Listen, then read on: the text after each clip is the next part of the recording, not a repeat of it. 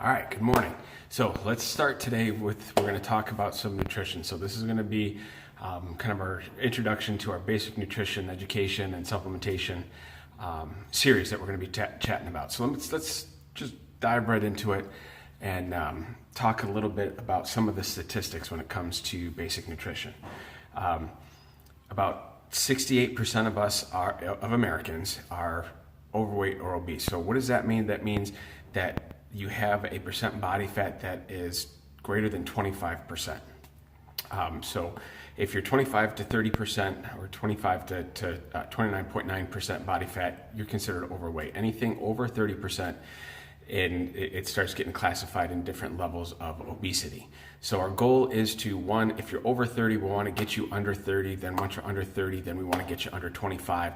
So we're not in that risk category, all right? So childhood obesity too here is around 18 to 20%.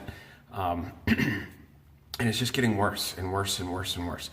So we're going to just chat a little bit about some 8 simple guidelines. But first I want to ask you this question.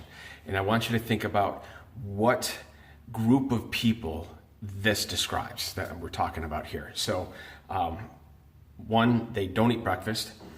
2, they don't exercise very much. 3, they sit all day. 4, they have poor food choices. 5, they eat really large portion sizes. 6, they eat too much before going to bed, or they eat too close to bedtime. And the last one is they drink high calorie foods.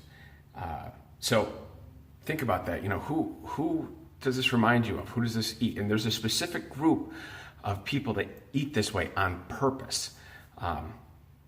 So think about it for a little bit. So this group that eats this way, they're sumo wrestlers. So, you start looking at how we eat and how we're planning our meals and stuff like that. And we start seeing that we're eating exactly the same way as a sumo wrestler does. So here's some 8 simple guidelines that I'm going to help run through real quick, and we're going to get into a little bit more detail with this over the next coming video. So number 1 of our 8 simple guidelines is small, frequent meals. Don't overindulge, and also try to slow down with this too. So we're shooting for about 5 to 6 meals per day. If that's a lot, then at least 3 meals per day. And we're not eating to be overly full. We're eating to be satisfied. So it's taking a bite, putting the fork down, chewing it 20 times or so, and then pick it up and do it again. It's going to allow the time for the gut and the brain to connect. All right. So 5 small meals per day. Number 2 is one of my favorites. Eat breakfast like a king, lunch like a queen, dinner like a prince. Because we have it backwards. We eat our biggest meal usually at dinner time, and it's really close to bedtime, typically. I mean, within hours relative to where breakfast is. So if you're going to have your higher caloric meals, have it in the morning, because now you got a lot more time to be able to burn that off. All right. So studies say that 70% of the country eats 70% of their calories after 7 p.m.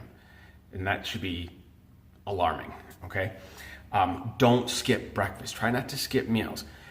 You can take a little bit more time every once in a while in between to do the intermittent fasting and stuff like that, if that's your choice.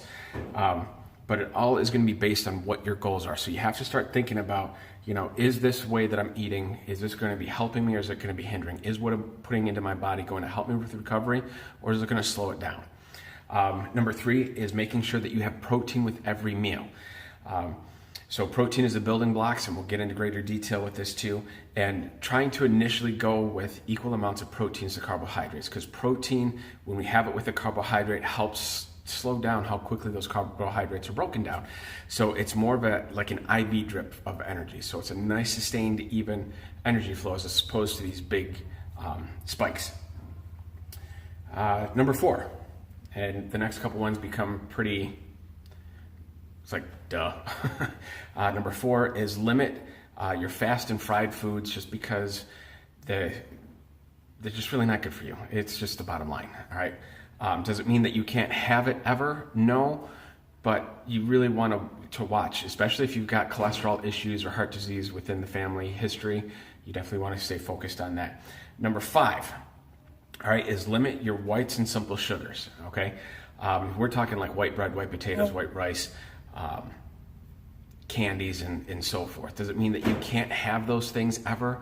No, it just means throughout the week, have them less frequently, all right? So we're talking about our breads, we're like Ezekiel bread, which are denser bread, and you see the grains and the nuts inside the bread, not just around the outside. And if you squeeze it, it stays its shape. So if you go and you squeeze your bread and it stays squished at the grocery store, put it back. It's not really that good for you, all right?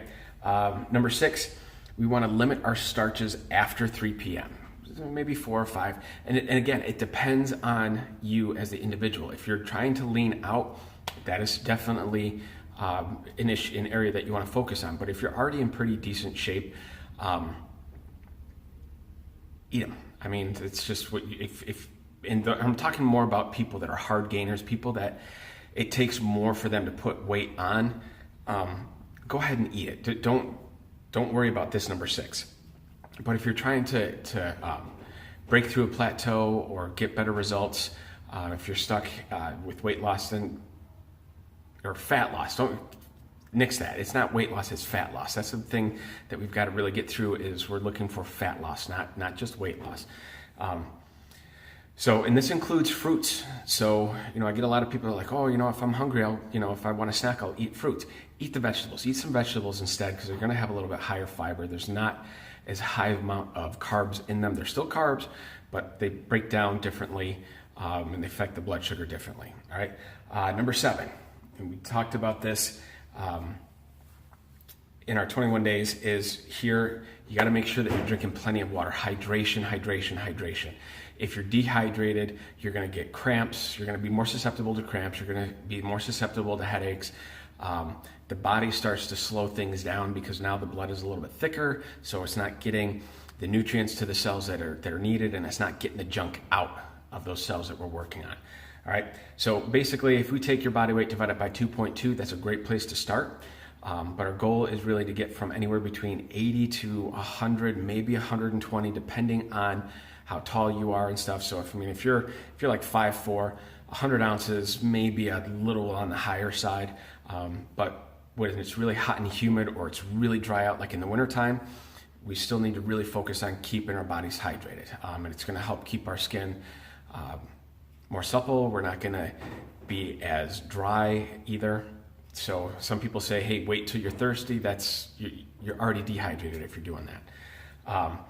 Number 8, last one here, is increase your fiber content. All right, the average person typically takes in about 5 grams of fiber per day, and they really should be shooting for about 30 grams, anywhere between 20 to 30 grams of fiber per day. And again, here it's a simple fact. If you're looking to lose excess body fat and stuff and anything like that, we need to get the bowels moving on a consistent basis. So if you're someone that is not moving your bowels at least once a day, or if it's like 3 or 4 days in between each movement, that's a problem, because now you're starting to get at risk for other issues like colon cancer and stuff like that. So increase that fiber intake, and do it gradually. If you're at 5, don't jump all the way to 30. You're going to get crampy and gassy, and it's not going to be good. And so just take your time with it and build up to it. So those are the 8 guidelines. Next up, we'll be talking about protein.